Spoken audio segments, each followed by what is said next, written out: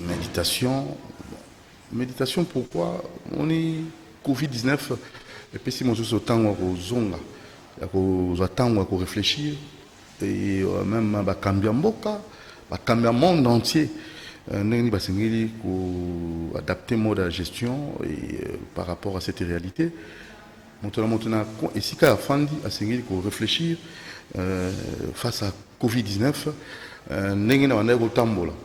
il faut continuer le lengue tout na sala na procéder après Covid-19 le lengue mususu parce que un temps autour le bango ils allaient de façon générale côté la rapenza réalité en Bokanabissou RDC pour être un peu précis.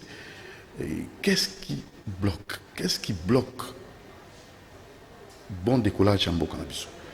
Parce que la population au Bogota Labisso, Nangonga, au Boalé Belé, tous les Napenda, sur Anabino, nos invités qui sont là, de moment à l'autre, pour me caper copier Samagan Samango. Hier, j'avais reçu Norbert Yamba Yamba, où il y a Pesaki Mamakanissinae, Nandenge Monsusu Benza, et cette démocratie qui devait nécessairement nous aider, c'est comme si ils ont adapté na Bozali Sinabiso, Biso na identité culturelle Nabiso. Tant que tozali ko zango tozali ko bomba ngo tozali ko adopter ko zwa oyo tozali ko uta na mboka bapaya, ça nous complique. Alors biso ban selongo to komeka ko sala quelquefois moi m'analyse et ce qui peut message pour routine de la biso nini oyo penza ko zanga pour être relance pour être décollage et ça les manaka mboka na biso 60e anniversaire de l'indépendance le 30 juin 60 ans déjà indépendant. Mais est-ce que tout coup découlé le Nekani, tout dans le mois de mai, avril, mai, juin. Alors, il faut faire des analyses concrètes. Si on a parlé de la Covid-19, c'est par rapport au comportement au Zaranango. Nakati ya libota, papa, maman, pe bilingue. Tant que vous allez dire, il se comporte comment? Il s'est comporté comment avant Covid-19? C'est comme hier, quelqu'un m'a dit, pour la parenthèse dans Kangango, ah, Banzi Mounayokango Kalado, ya Kota Bar Kala, je suis temps à Yogi, Bachinzi Mouna téléphone, non, Denga Zoko Bina, Abisuki Babar et Fouami, Denako, Zenga Luketo, maman a stoppé sur Mbote, maman a dit Coco Dorcas, nous avons appelé sur Makassi pour retrouver santé de fer. Et si vous allez, vraiment, tout ça, ensemble, tout ça, si nous avons appelé ça Makassi, maman a dit Coco Dorcas. Donc, on dit, avant Covid-19, nous avons un comportement robot. Après Covid-19, à Rosé là, pour ça, là, sous plus, au lieu, à changer de tambola, il y a donc à ça, on est parce qu'ils ont manqué. Alors, là, c'était une parenthèse, na fongoli na kangi, mais to kembango na o ezali penza li tomba. Sujet ezali li tomba. Pour na nini décollage. Ya malunga ko sa mate. Ukotala ba politique. Entre bango ba kondona. Hein? Bras de fer. Ukotala na ngambo kuna ba homme religieux, kuna pe bango na bango bras de fer. Hein? Alors, on va maintenant faire comme ça des analyses concrètes avec Maître Loulou au passage juriste de formation et avec M. Okito au Azali Moko à la théocratie, il faut mettre Dieu d'abord pour au centre en fait, que Dieu prenne le devant pour le développement de Bokanabiso. Donc on a monté la moto langa monae azana ba idéologie nae azana ba orientation nae. Alors ba courant sur des pensées, on va ensemble ressortir peut-être une conclusion ou une piste de solution et j'ose croire que vous serez tous bien orientés. Alors, tous en a besoin de SMS Nabino, oui, SMS, parce que appelle les autres perturbés par moment l'émission, si vous avez un questionnement déjà sujet d'Ali, comment RD Congo et que décollage. La péripétie, c'est qu'on vive dans le Katambo Nabiso. Décollage qu'est-ce que nous pouvons faire? Il faut une deuxième indépendance, une deuxième libération, comme l'avait dit hier Norbert Yamba Yamba. Bon, j'en ai aidé moi parce que là, nous sommes au travail. Alors, ce sont là des questionnements.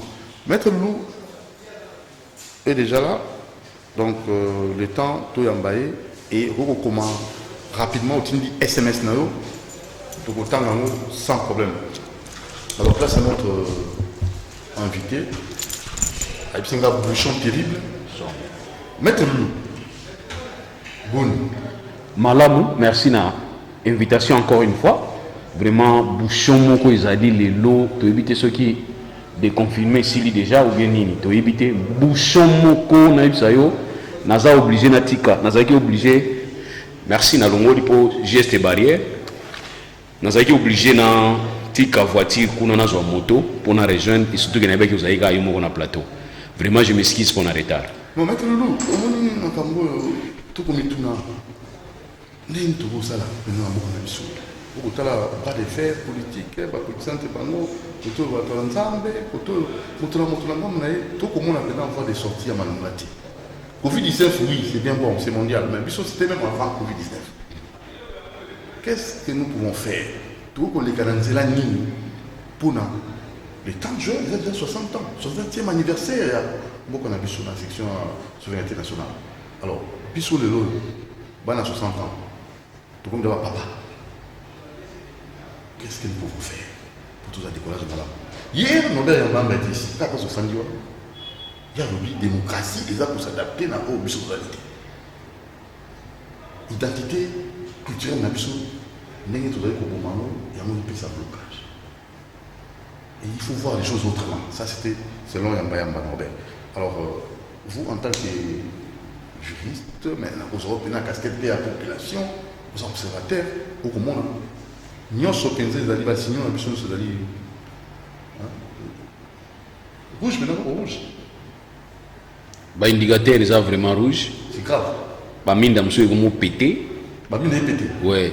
Donc, Nazali d'abord pour saluer vieux Norbert, Yamba. C'est un vieux qui a inspiré un ami Naranda qui est. Aza totalement la raison. Totalement la raison parce que nous copions mal. Toujours copier ma bé. Nous avons notre propre culture.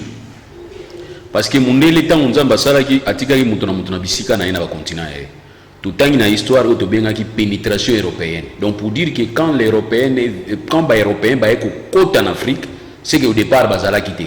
Donc place au choc il y a culture et salamaki et na choc la culture wana nous sommes incapables de récupérer aux ali bien pour na biso. Et tant que nous sommes incapables de récupérer bien pour na biso, nous allons plutôt koyoka soni na oya biso culture et tazali ko épouser ya baninga. Or ya baninga pesa na ba défaillance nango. Biso kanisi ya baninga zakaka ya malamu parce qu'il y a mindele. Or biso peto na oya biso ba valeur to ba ko respecter. Donc par exemple moko ndeko na ngai dudu na moni na ba image mususu ba bike na poto bazali ko kende ko baptiser banyama. Au moins ndenge yo zo ki baptême, ngabe na zo ki baptême na catholique. Ne ba mema nga na église na catholique. Pona ngino zo sacré to benga ka baptême. Na poto ba kompe le système comme mbona ya botemba qui est l'église. Pasteur Peto ABP a organisé messe pour baptiser mboa. Balobi que non liberté d'épouser ceux qui liberté à contracter mariage dali ko tinda bango mobali ya bala mobali. Moi cha bala moi. Or nzambe tango nzamba sala ki mokili, nzamba pesa ki mokili aussi autobengaka obligation de procréer. Même dans le mariage, les lots ont des obligations. Il y a cohabitation, mais il faut procréer. Mais il y a une notion de cohabitation, c'est-à-dire il y a plaisir. Nzamba sali nyama nyonso na maele moko benga ngo instinct. Mais instinct sauvage nyama nzamba pesi nyama kaka esengo moko po akobota. Yango mona mboa sala jamais rapport sexuel chaque jour neti moto azaka na mona posa. Moto asala nyama sala rapport sexuel kaka po na kobota. Tala place nzamba subisi nyama yangwana. Mais ya yo nangai moto nzamba pesi biso makasi ya cohabiter et non seulement à cohabiter aussi à procréer. Culture auto ngito kotisa na bavi na biso yali ko interdire biso ko procréer, on dirait yali ko pousser biso to diminuer monde. Yango la na bato bi pona Covid, c'est comme si ezali complot moko ezali ko sala mapona ko diminuer nombre ya bato. Et ba ibisa biso pe na pona sida ba tindiki sida na Afrique pona ko diminuer nombre ya bato. Donc pona bango ba moyi biso tozali ko tia bango kaka. Monde bazali ko vivre biso ni to ko déranger bango. Alors faut to diminuer bato, il faut to kina ba logique oyo ya ko tindela ba maladie. bazwa maladie ou bien carrément boyebi saka bango ke mobali ni bino mobali ça va premier yate bokobota ndenge nini parce que nzambe na souci na ezali ke procréation et puis cohabitation mais biso tolingi totikala kaka na cohabitation mpona baplaisir mpona kofreine élan oyo nzambe alobi multiplier vous donc c'est boza na problème na nzambe yango nabi ke tozonga na bavaleur na biso na oyo etali kisi tolobaki yango la fois passé na docteur azalaki maître docteur médecin légiste tolobaki yango la fois passé nous avons dit que tozokende kotalaka banene bazosala mais tozokopier bango mabe oyo biso bakoko batikila biso mo batiktak ya kosalaka yo asi fièvre ezalaka te fièvre bandika na 1800 soki na 1429 na ntango peut-être 1400 ntango diekoka bakotaki non fièvre bandaka la ntango moto amosalamaka fièvre mpe bandaka nango mais totuni question mpona nini bakoko na biso bazali komona yango problème te rage maladie du sommeil bamaladi tozomona lelo grave bamaladi wana kala yalaki natunaki question nayebi te ndeko dudu totuna question epa bato mpona nini césarienne kala yalaka te na bamboka na biso césarienne yalaka te mais awa mwasi ozala na zemi ya malamu normal ou pas normal ali fo tofongola mabumu est ce que bakoko na biso bafongolaka bamama na biso mabumu mpo biso tobotama to bamama na biso bafongolaka bamama na bango mabumu mpo bango babotama donc voilà yango nalobi ke tozonga na culture na biso totala oyo ya malamu toconserve yango totala mpe ya baninga na cadre ya globalisation tomona ya malamu to bakoobserve oyo ya mabe tobwaka yango totelemela yango Doudou Montiri, oui. Alors, tous baba.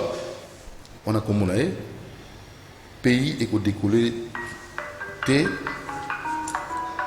ba politicien na biso ba ko tala intérêt na bango. Décollage royati. Tant que les politiciens ne cessent de travailler pour leur propre intérêt.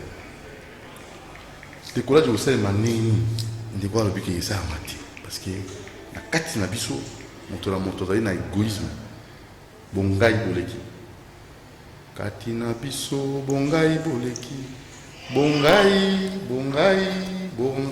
boleki abe makamba toko tala kaka hein la poche na biso mabunga biso ya baninga toko tala te un téléspectateur a réagi néanmoins parce que tout nous posons la question de savoir est-ce possible que mboka na biso tout soit décollage na kotala kama kambi zo kindasi kwa le 30 juin 60 ans il y a l'ipanda notre comité mais tout ça d'abord la projection tout fan arabe bon tous en chance mingi na ba politicien ba kotala ka intérêt na bango bon yamba kinaki na identité culturelle voilà alors maintenant pour on to chango jonction c'est à dire to sangisa ngo bisika moko ko mona ke vie yamba akendaki na oizali et sociologique oyo yali kosangisa c'est à dire bon moto oyo yali kotala ba comportement ya bato na kati ya société vie yamba toucher place wana pona kolakisa ke moto pe ana part responsabilité et yé ne kwatali côté tali politique atali moto azali na kozwa responsabilité na kati ya société oto bengi acteur politique mais vous comprenez que tout ça na histoire politique na mboka na biso or histoire politique na mboka na biso e bandi mingi na 1960 oya liboso histoire wana ezaki histoire ba imposaki biso na cadre ya colonisation mais oyo biso mo tozwaki relève tozwaki responsabilité souveraineté ya mboka na biso na cadre indépendance to moni ke crise pe moko pe bandaka jour wana ba crise pe bandaki période wana so ko tel l'exposé des motifs na biso lobi crise persistante depuis 1960 ba crise ano sali répercussion ti lelo mais or elo ngana reketaka mingi zani ba tata na biso basalaki na période wana bazaki na référence te référence ezalaki te parce que boso ezalaki ba oyo ba ko imposer biso volonté na bango na intérêt na bango mais na 1960 tozwaki ba tata moko ba ko sala na posa ya kobungisa mboka ba tata na bazali to na inu gamme ya ba tata wana to yoba na cité yango to benga histoire to se référer na bango mais bango bazali na référence te mais bango basali quand même makasi ya koluka kozwa même indépendance est-ce que bandi ko comprendre que bato bakendaki na table ronde mingi bazwa ko bana te est-ce que bato bayebaka ke lumumba tikalaki na kasho tango bango bakendaki na table ronde est-ce que bayebaka ke jour balingi kozwa décision pour makambo etali RDC balobi ke soki lumumba zati biso tokolo biso iloko te et pouvoir colonial azaki na obligation ya kobengisa lumumba balobi ke alata même veste na kati ya avion ya kobengisa ya kende mais entre bango koyoka na lakite mais est-ce que le makambo on ezali impossible faut considérer l'autre impossible ba fallait la moninga ya ngondi ndeko alobi ke ba classe politique na biso Or, tant que tu as la constitution en 2006, nous nous sommes dit que tu as changé ordre nouveau, c'est-à-dire un nouvel ordre politique. Nako yokanaka parce que tu as la constitution bazali ko uta kubunda. Ba uti ba komba belligérant. Ba sangani ba biki to tika nyonso. Et ba rappeler l'histoire en 1960 que crise bandi kuna. Crise wana ezali ya illégitimité ya ba institution na ba animateur. To tika yango to kende. Mais comment maki bon na la constitution? Ezali ndeko comment bon pona en fait français qui toko pona koyeba penza ko makaka ko détailler ba fait to bazaki na mutu po basala ba appliquer yango. Si on a ligne à répondre que toi eza question qui toko tuninga ndeko dudu. Koyebisa yo ke e comment maki ndengo wana bango azaki na volonté et comment qui na kati ya salle volonté wana. Oyibwani. C'est parce que tant tozaki na ba république amike mike o yala ki côté est batu bodazui na MLC bazulana na Équateur bazuboui côté au pouvoir central. Population nyoso tulubaki mbala moko ndebo ke na Afrique du Sud so boyokani te boyate. Yango banseba. Alors voilà, la population doit prendre part de responsabilité. Prenons-nous en charge. Pour nous moquer de la politique. Ils ne doivent pas continuer à se moquer de nous. Parce qu'on dit qu'on se moquer de nous, parce qu'on a le côté. À constitution, après l'hôpital, on a pas bino. Pour eux, bino vous avez la base, vous avez la base. Nani vous avez député, à sa zone, à sous sa bino qui est boya réunion, coca yangoyo, transport yangoyo, pour eux yangoyo, chapeau yangoyo. Basa souté. Bien que ça rabiso qui est non. Et ça, nous sommes là, député. On a un team d'Arabino. Voilà. Qui vous envoie? Alors, très rapidement, Maître Loulou, Tozo Koba, peut te rappeler, on a biso, Mimi, ça, analyse, parce que 60e anniversaire, le 30 juin, ça 60 ans, papa a 60 ans. Décollage en Boko au RD Congo, vous savez, malgré Kani. Et que ça, la marathon, tu as la rangotango nini, bino baïke bozolanda. Pourquoi toujours blocage? Et dans le niveau de Bino Pep, tout le niveau de la Campi, tout le niveau de la communauté internationale. Bonjour mon Thierry. Pour Namboka Nabiso et Kenelboso, il faut saigner à Biso bateau au peuple à Zopona. Yami Balé, gouvernement Nabiso Atika Kolandaka, Mindele, Toto Sanzambe, théocratie. Ah, il y a peut-être qu'on a Biso à taper démoralisé, pourtant qu'il y a président, juge président, dans mon qu'on a Biso. Au Quito, c'est une chose la morale, baby penza, tant qui décès, ma condoléance dans la famille à juge président Tiki Bissou. Alors on devait avoir au Quito Nabi, mais à juge penza choc makasi, n'a été sur au comari à l'île, à l'île dans l'île. Donc aucun des connaît dans le but, tout ça mindele, tout kaka mindele, tout kaka peuple, tout chanza de bosso. Et à part ça, c'est Nacha, moto peuple à poni, c'est ni, après ça il y a des pouvoirs. Bon, nous avons raison. Nous avons tout à l'heure que Nakoto Sakanzambe ezali obligation à Montonios. Parce que ata bato bakindaka pa ya sat pa ya banganga, bon wana kindaka te tuna bato ma masoloka toyokaka, o akindaka pa nganga, soka tuninga nganga kiso eko simba, o nganga o répondre, bon Nzambe kaka. Donc on va nganga. Même nganga pas se référer à Nzambe. On se fait facilement guider comme ça. Non, ça dit qu'on a dit même nganga pas se référer à Nzambe. Pour akotuna nganga doni bar poto eko simba nganga bien en tout cas ngana sali nga o etikaliza Nzambe. Donc on a biso nous tozali na obligation de se référer pas Nzambe. Tozali ba o Nzamba sali et Nzamba za mutu alikolo biso tozana senaï. Alors par rapport à Seni, comme ça ndeko ke oui, tant que lobi ke to landa mindele te, makamu susu to ko landa mindele, nazo insister. O yali malamu pona bien na biso to adapter yango. O to moni ke za malamu te to boaka yango. Po to appeler boaka te. Ya biboaka non, o yoki discernement. O tali ke est-ce que ça dit qu'on correspond na ba valeur ya biso africain. So oui, OK, d'accord, to intégrer ngo. Par rapport à Seni, moi je soutiens parce que le conflit nous sommes tous dans le même style. Et à la présidentielle, et à la côté législative nationale ou bien provinciale, on comprend que le conflit nous avons quand même sur la gestion de l'élection. Une mauvaise gestion de l'élection. Parce que moi je ne peux pas comprendre mais erreur au moins que c'est erreur, ils assurent que comme une faute, nous avons soutenu une faute, on les assure qu'il a raison. Il y a un autre boy. N'importe où dans le système, est-ce que bien le président il y a centrale électorale à France comme on a eu. Bon, on a tous les journalistes pour nous poser la question, puis nous tourner la question à passer. Mais on a tous les bateaux. Bon, ça n'a comme il y a président, il y a centrale électorale à France comme on est là. Attends, on va comme on est au Gaza fait d'identité. Et puis on a dit sur le président Séni, comment il va vedette. Mais d'abord les artistes, comment on va banga. Président Sénat. Moi, je vais dire que je vais résister à Kanda, je vais résister à Seka, je vais Kanda, tu vois. Alors, je vais résister à Seka. Je vais résister à Seka. Alors, Seka, je vais résister. Alors, je vais résister. Alors, pour nous dire, n'importe organisation à Séni, l'organisation à Séni, n'importe yali, bah, on va dire qu'on compose Séni, bazali batoté. Et bazali ba délégué à ma parti politique té. Mais pas na biso Séni na loi et organisation à Séni et zali ba délégué à ma parti politique. Or dans cette structure nous voulons naître. Dans cette structure nous voulons indépendante.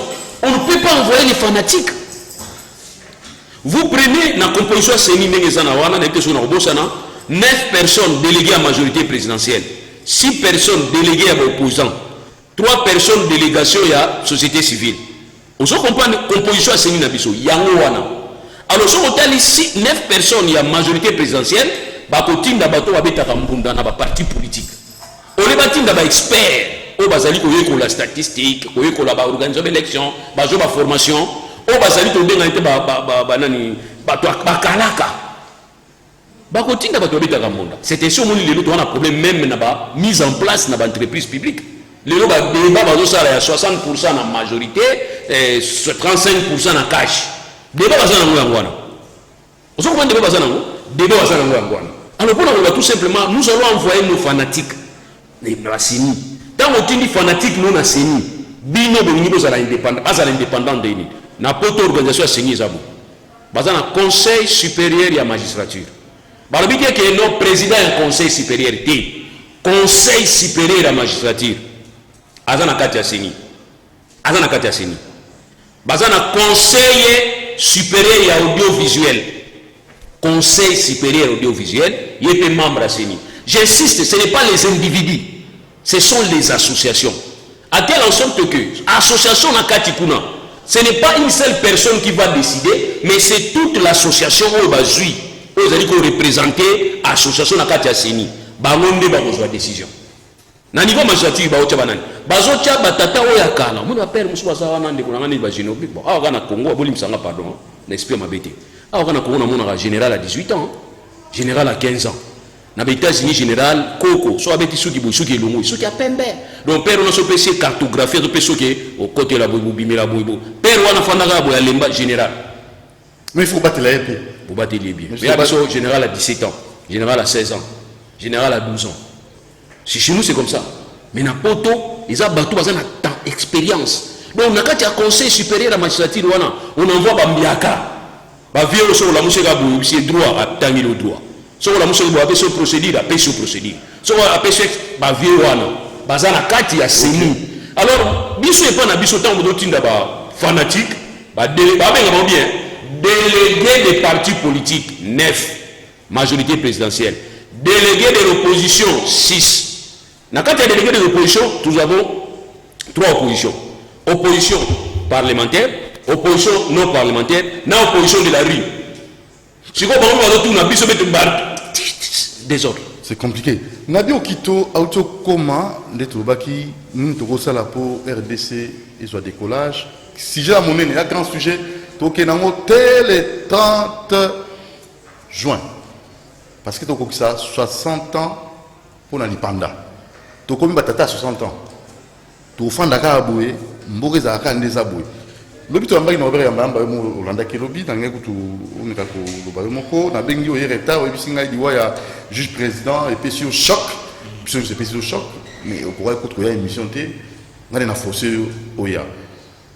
Malobombo kayo ndenge tokosa pour développer mboka na biso il faut recourir na nini na identité culturelle na biso ana monde comment commis bonjour il nous faut une réforme et libération spirituelle théocratie et non démocratie RTK royaume théocratique du Congo et non RDC proposition abandonnons toute religion étrangère, c'est-à-dire de remplacer Dieu en Zambian Pungu, Jésus à Kimbangu, Bible à notre propre histoire.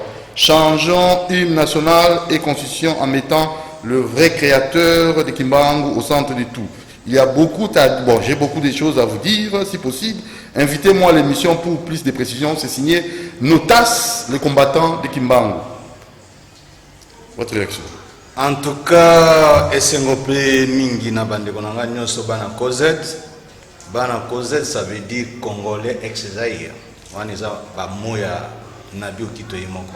Sur le visionnaire de la restauration de la théocratie, na sepeli koyoka ke makambo komoko tama muke muke na mitwa batu. Po ebele babenga église na ezala ka wapi? Jésus a tika église ta. A propagaka d'abord vision.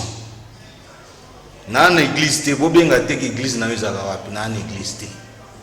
Tozali depuis 2013 l'émission tout kondola depuis na bandaki moya théocratie au Congo. Bato babanda mona oneti momoko inventé. Mais maintenant, na monime ba politicien ba komozongila ce qui ezokota malem na mitwa bato. C'est que les gens doivent savoir que les principes ya Nzambe ekotikalaka toujours ka principe ya Nzambe. Mais le kola to atera principe ya Nzambe. Tozui démocratie, tozui politique. Et loko ezana makolo to mutu te yango to betela nango to. Démocratie euti pa Nzambe te na sina lobiango. Politique euti pa Nzambe te. Dieu il est anti-démocratie, anti-politique. Il est théocrate. Il est l'homme à ses principes. Et ça n'est train. Aux train, au bandotam ça traîne à balabala. Et pourquoi est-ce? Sarai. Moutou kolongola na balabala au tien na rai. Et que ça va accident. Au tien ba pinato jongle bien. Et pourquoi est-ce ça va accident? Donc Dieu a ce principe. Tant que bandi mokili na ye, abandi na système ya théocratie. Nous devons restaurer le principe de Dieu qui n'est autre que la théocratie, la suprématie de la théocratie. Et si quand on a des biso africains to komi retrouver, mamba olobeze belé, bana Cosette, bana mongo tout, na pesi bana mongo nyonso mbote, ponga mona mongo, na tete la mona mongo. Mboka na biso za makambo ebele ya obongisa. Malédiction liboso na Congo na biso ezali ke na kati ya mboka na biso tozana bato bazo benga manzambe. Dieu ne partage pas sa gloire avec quelqu'un. Dieu ne prie pas. Dieu ne meurt pas. Si vous voyez mutozo yebisa ke na zanzambe akufi azanzambe te. So moni na miso na azo nuna anzambe te. Et au moni na miso na yoki asambilaka anzambe te. Malédiction liboso na Congo na biso ezali yango wana. Tozana bato yo bazali kobenga mabanzambe. C'est pourquoi tozosenga na mokonzi ya mboka. Makambo ya ko restaurer Congo ezebele. To bana d'abord après sa biso ministère aux affaires religieuses. Le gouvernement na biso eyeba ko pesa dîme na Nzambe. Les États-Unis le font, l'Angleterre le fait. Pourquoi pas la France et l'Afrique du Sud aussi le fait? Pourquoi pas le Congo? Depuis Nzamba kila mukili. Gouvernement na biso ebi ko pesa 1/10 na Nzambe te. Ça veut dire 1/10 ya budget de l'année. Deuxième malédiction du Congo. Tous ceux qui ont lutté pour ce pays, bakufa, baboma bango. Mais jusqu'à présent, ebele bazana ba tombe. Ça veut dire que muto akufi azangi tombe azali siko shege na monde wana. Pour comprendre le sens des mots. Ba Lumumba, ba Polo, ba Okito, ba Ngandu Kisasi, ba Mamonema, tous ces gens qui n'ont pas de demeure, c'est que na monde wana baza ba shege. Ils sont sous les intempéries, sous la pluie, sous le soleil. Souffrance nous soit dans nous autres là-bas. Mais ba leader koto. Alors, tant que nous topé si bango ba demeure té, on va ba oh topé sa bango demeure a mis reposer à l'éternité. C'est ça. Bato yo bazwa kabasi na butu na ba boîte balinga ba boîte. Bo ba té tango na tonga mi retrouver de bozo ya tomba lobani. Na mona ki tozo kende balabala bien ndako yango ezaki ba télévision salo kitoko makambo tu po ndako wana bapesi eza ndako. C'est pourquoi l'émission de Jésus-Christ était à 3 points. D'abord prêcher la bonne nouvelle, kosopa makila d'un parfum pour na purifier biso na masunga et jardin d'Éden, et aller au-delà pour aller prêcher les morts. C'était les 3 missions de Jésus-Christ. Mais oui, quelqu'un est mort. Linda Ngwindi. Pour que les pays d'école, nous devons avoir une justice indépendante, car celle-ci élève une nation. Il faut exclure l'impunité. Invité. Juste. Bonjour d'abord. Bonjour, ça va. Maître juste, il faut une justice indépendante. Celle-ci élève une nation, excusez-moi, pour que le décollage soit palpable. Bon, en tout cas, d'abord, on a dit que d'abord maman a raison, parce qu'une justice qui élève une nation, c'est la bonne justice. Et cette justice qui est bien administrée. Alors, ce qui est justice mal administrée, en tout cas, et puis ça va toujours by fait inverse. Vous croyez, nous avons commencé à comprendre, en fait, nous commençons maintenant à comprendre qu'il y a des gens qui ont passion dans la urgence. Alors, ceux qui passionnent, c'est une passion à mon état de droit. Mais ceux qui ont il risque de commencer à pointer les gens comme des jaloux. Ou contre. Or, volonté n'a pas ma passion n'a pas ma sentiment n'a pas il faut toujours conformément à la loi. Donc, madame Azan a totalement raison. Celle de la justice est la meilleure et la bonne et la bien administrée. Il y a une élevée nation. Bon, par rapport à l'Ikamusu, tu sais, il y a tellement de mystiques. Il y a mystique. Vraiment, je suis tout à fait d'accord avec Ndekonanga. Il y a Kolubaki, Tochan Zambende Likulu ya Makamunyoso. So, mais Tochan Zambende Likulu Makamunyoso, tu résous du Makamunyoso. Nous t'avons un Zambé. Mais comment il y a Nzambé aussi longtemps? Où il y a bien que vous en Zambé. Ça me dérange un peu. Où il y a que vous en Zambé, nous sommes bien en Zambé. Est-ce que vous avez un risque de joie? Vous avez une usurpation même de qualité. Nous avons un monde, tous les sanctionner. Que nous avons dit avocat, nous avons avocat. Bakanyo nous avons avocat. Bakan sanctionner pays. Si vous avez un moto, il y a un Zambé, il y a une place en Zambé. Mais Zambé, il y a des aïeux. Vous avez un risque de joie. Donc, on va tout Zambé. Mais nous avons un souci au bateau à l'habitat, on a théocratie, oui. Nous avons une constitution théocratique de Moïse. Où ils sont basés sur les 10 commandements. Où il y a personne qui n'est pas ban en Zambé. Mais vous allez remarquer que nous avons eu 2 temps dans la histoire de la Bible. Toujours qui temps la loi. Dans le temps de la loi, toujours qui ils ont qui loi où la Moïse, autobengi constitution théocratique où il y a basé sur pourcent Zambé pas le peuple naïe.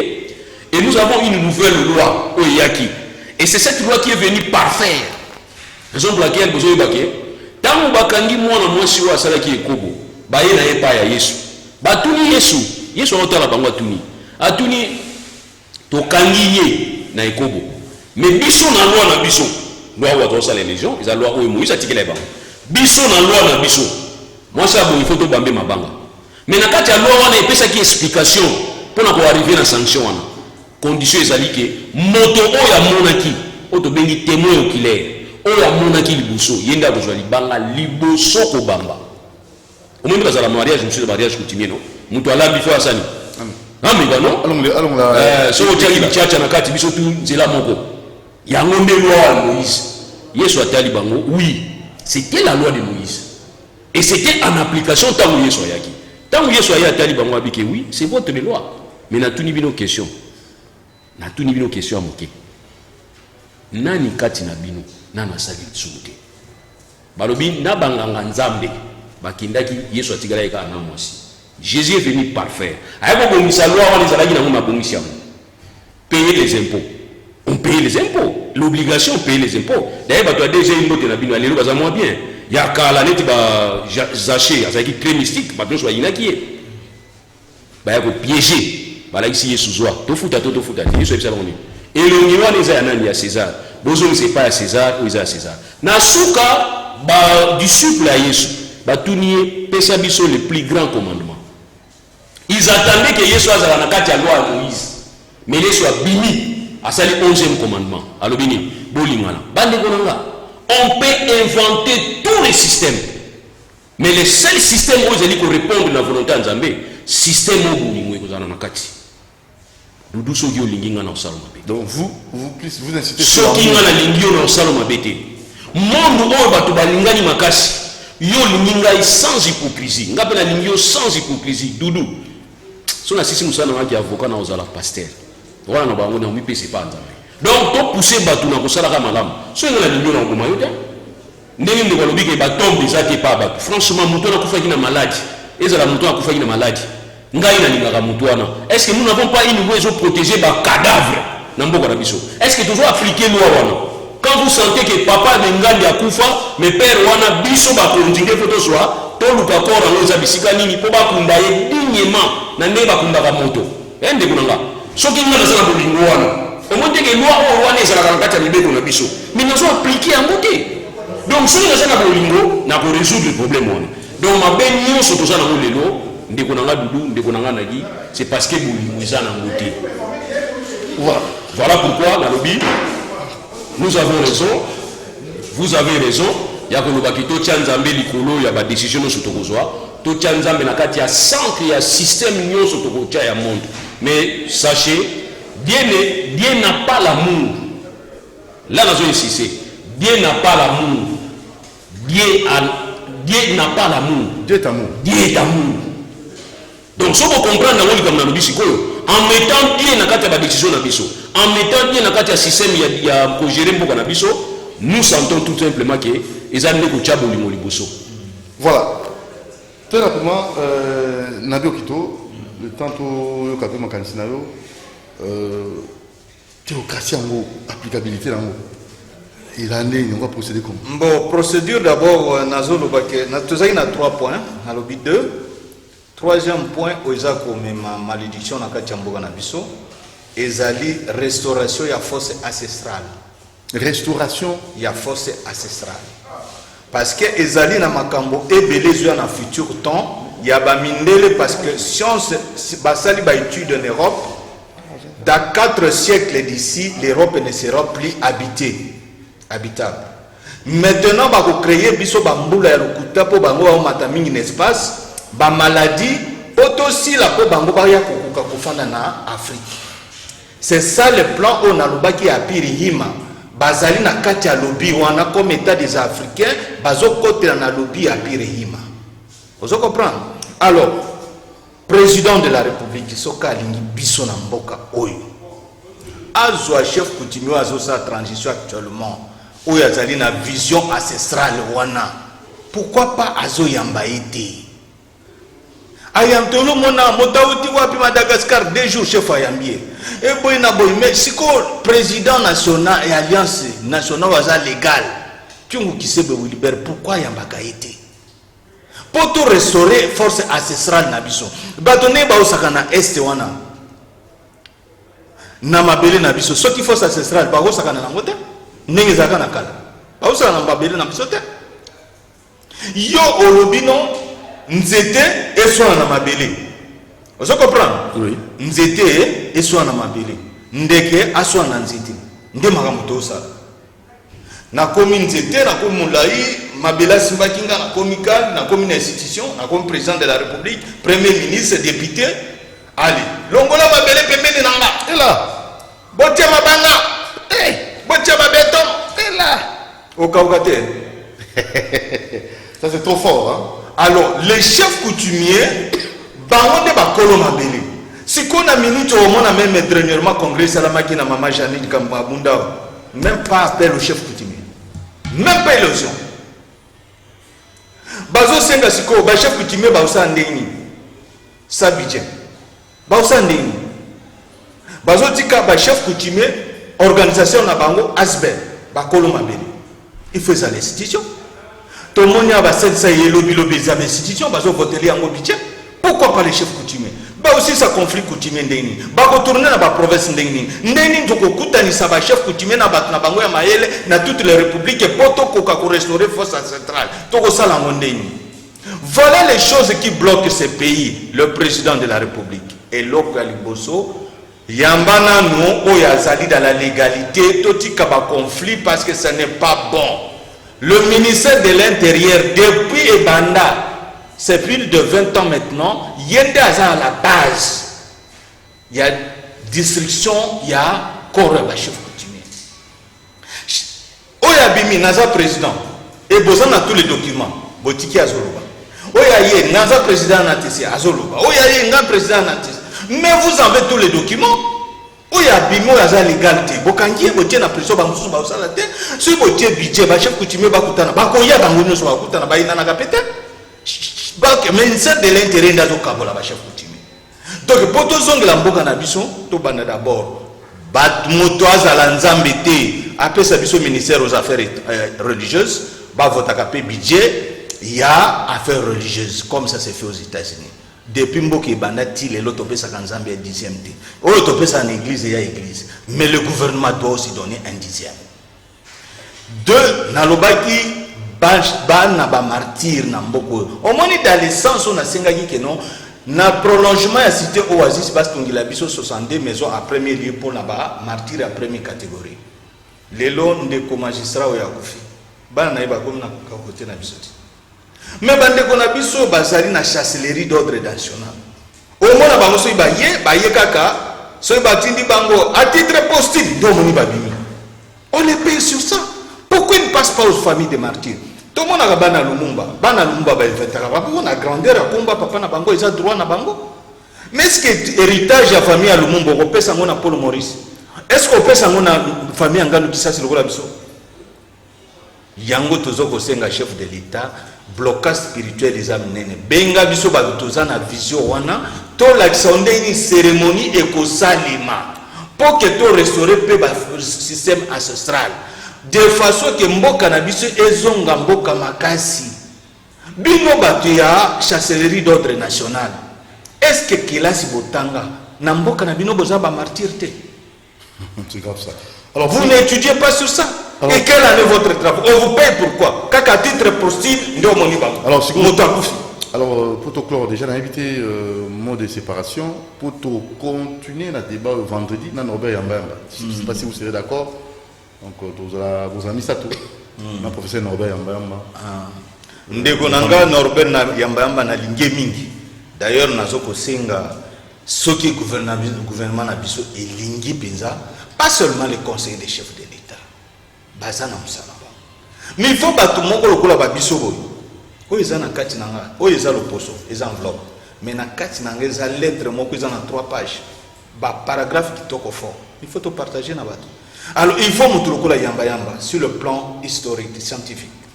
Biso ngai sens spirituel. Tozi bato mususu lokola ba fumto to batia mayele. Bosembe oyo garçon mususu na biso journaliste wana. To sanga basangisi biso quelque part. La fin de semaine. Mutura muta pesa matière na ye, to travailler to bimisa produit fini oyo ekoza la consommable na population. Pourtant bato abenga ngalbi bankambozo lo bezam kitoko makasi.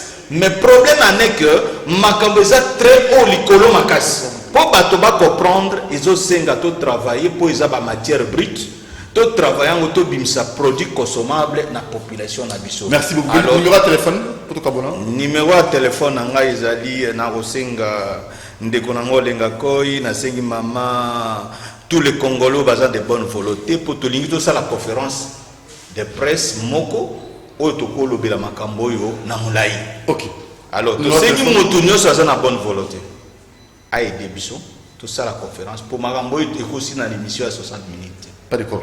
Numéro de téléphone est là 09 97 55 49 51. Nazongeli 09 97 55 49 51. Merci. Alors, maître Loulou, pour Kabona. Bon, merci beaucoup. Vraiment, nini point où on a vu son habit à Fongo, les apôtres très très fort, où il faut Fongo, peut-être plus tard. Au moins, au bino ba chef coutumier bozo ça.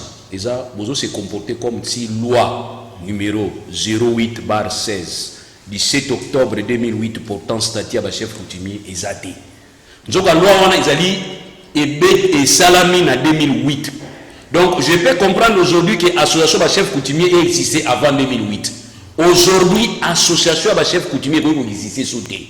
Les photos dans la corporation protégée, comme avocat, comme médecin.